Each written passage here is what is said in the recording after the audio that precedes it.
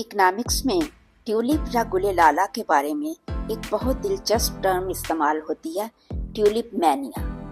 वैसे तो मैनिया का मतलब है कि पागलपन की हद तक किसी चीज़ की तमन्ना करना, लेकिन ट्यूलिप मैनिया का मतलब है कि किसी चीज़ की कीमत इस हद तक बढ़ जाना कि वो चीज़ खरीदी ही ना जा सके। ट्यूलिप मैनिया की कहानी शुरू होती है सुल्तान सुलेमान मुहतशिम के महल से। ये वही तुर्क सुल्तान हैं जिनका ड्रामा मेरा सुल्तान आप सब ने देख रखा होगा। ये बात है 1555 ईस्वी की, जब वयाना के शाह फर्डिनेंड अव्वल का एक एम्बेसडर सुल्तान के दरबार में हाजिर होता है। तो यूरोपियन एम्बेसडर महल की खूबसूरती देख के दंग रह जाता है।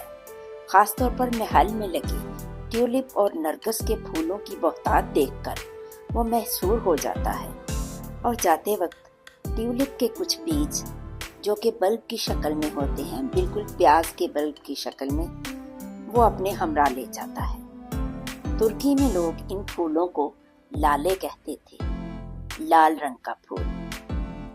तो इस तरह से पहली दफा तुर्की से ये ट्यूलिप के फूल यूरोप में पहुंचते हैं। यूरोप में लोग इसकी काश्त करते हैं और इस फूल के दीवाने हो जाते हैं। इसे अपने बागों में लगाना, घरों में उगाना और तोहफे में देना स्टेटस सिंबल बन जाता है। पहले फ्रांस में और फिर उसके बाद नीदरलैंड में तिजारती पैमाने पर इस फूल की काश्त शुरू हो जाती है और नीदरलैंड ट्यूलिप एक्सपोर्ट करने की सबसे बड़ी तिजारती मंडी बन जाता है। एक से बढ़कर एक हाइब्रिड इकसाम जो हैं वो ट्यूलिप की काश्त की जाती हैं और एक्सपोर्ट की जाती हैं। लोग अपने दूसरे कारोबार छोड़कर इसी इंडस्ट्री से वाबस्ता हो जाते हैं। चूंकि ये अमीर लोगों का शौक था, इसलिए मुंह मांगी कीमत भी मिल जाती थी। खासतौर पर ट्यूलिप की एक खास किस्म, जिसे ब्रोकन ट्यूलिप भी कहते थे, सेम्पर अगस्टिस, उसके अंदर कुदरती तौर पे किसी खास बीमारी की वजह से फूल के अंदर रेड कलर की लाइंस बनना शुरू हो गई, तो लोग उस फूल के दीवाने हो गए। इस फूल के सिर्फ एक बल्ब की कीमत अच्छे खासे घर की कीमत से भी तजावज़ कर गई। कीमत बढ़ने के साथ साथ लोगों का जुनून बढ़ता गया और वो ट्यूलिप की इंडस्ट्री में अपना पैसा इन्वेस्ट करना शुरू हो गए। बिल्कुल ऐसे ही जैसे हमें पता चले कि ये एक आम प्याज आज 10 रुपए की खरीद लो, 7 दिन बाद ये 1000 का बिक जाएगा। तो बस अमीर लोग धड़ाधड़ ट्यूलिप खरीदना शुरू हो गए। डिमांड बढ़ती रही, सप्लाई कम होती गई और फिर वो स्टेज आ गई जिसे ट्यूलिप मैनिया बबल का नाम दिया जाता है। और फिर वही हुआ जो बबल के साथ होता है।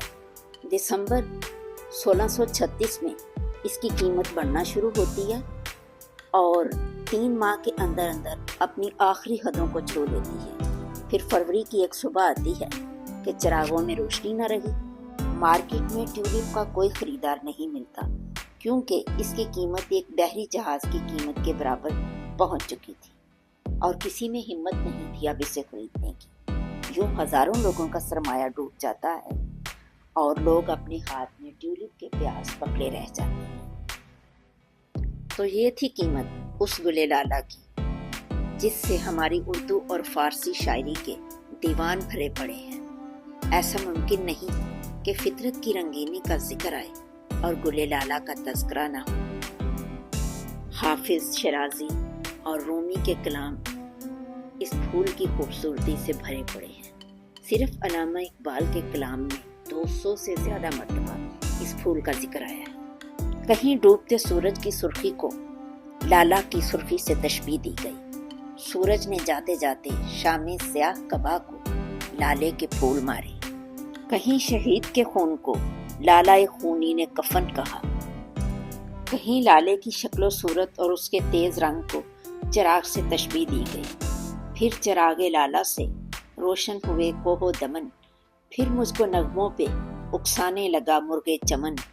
कहीं लाले के वस्फ में मौजूद स्याह दाग को दागे मोहब्बत से और दिल के जलने से तशबीह दी गई। चमन में लाला दिखाता फिरता है दाग अपना कली कली को, ये जानता है कि इस दिखावे से दिल जलों में शुमार होगा।